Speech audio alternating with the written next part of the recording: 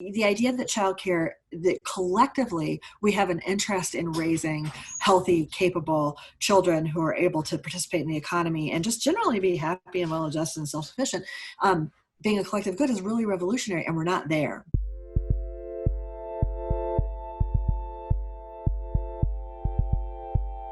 I opened up the Detroit Free Press a couple weeks ago and I saw the headline, "Wear Your Mask Because My Child Needs to Go Back to School This Fall." And the author was columnist Nancy Kaffer, who joins me now. And Nancy, I know a lot of parents are saying the same thing right now. Yeah, I think all of us are staring down the next school year, wondering what's going to happen. We have no idea how we feel about it, whether it feels safe, what's going to happen. There's a lot of anxiety, Christy. Yeah, and I think what it's going to take to make us all feel safe. And it feels like we're having conversations around what schools need. And then we're talking about what parents need, what kids need. Are we having the right conversations that actually put all of those things together and then we'll talk about opening up the economy? Or are we still having them in silos without any real connection? Yeah, no, I don't think we are having the right conversations because, like you said, it's all compartmentalized, and we're talking about doing all this stuff like we're going to shrink class sizes and have online learning and and all this stuff that we don't really have the money to do. And we're talking about, how can we support parents and this, that, and the other? But the way we can handle all of it and reopen the economy is to control the virus.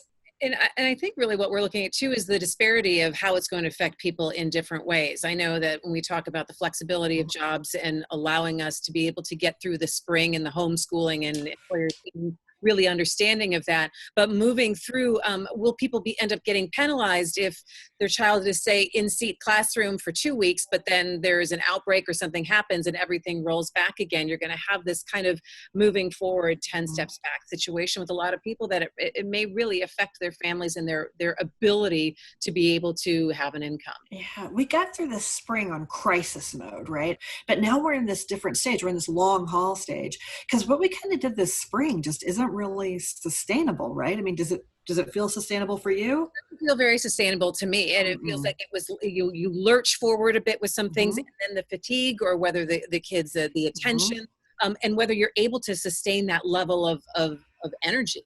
So what's it like this fall as our employers want us to move into a more normal amount of productivity when we're, I think we all kind of felt like not to disrespect or disregard the value of 3 months of schooling, but we have places around the country where we've had hurricanes and kids were out of school for several months, or where there's some sort of natural disaster and it disrupts the school year. It's not great, but we know we can kind of get through that. But now we're looking at like, okay, so but what if school doesn't reopen this fall?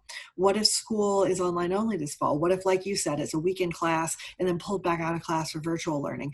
What does that look like as we get into this long haul? Because it's not, what we've been doing isn't long haul planning, long haul working. And I think it gets into the larger conversations that I'm seeing happen across social media, and you're seeing articles pop up in every publication talking about, in a COVID-19 world, you can either have a job or a child, you can't have both, or calling into questioning how we've been able to support working parents, and more specifically working mothers, that now this situation has become almost untenable. Well, yes, I think there's two distinct pieces here. Number one is that our culture largely considers the job of raising children to be the individual job of one person, and most often that's a woman, right? Like, even when there's a dad involved, we all know that the burden of child rearing falls disproportionately on women. So, but the idea that childcare, that collectively we have an interest in raising healthy, capable children who are able to participate in the economy and just generally be happy and well-adjusted and self-sufficient, being a collective good is really revolutionary, and we're not there. That's one long-term need that we need to address.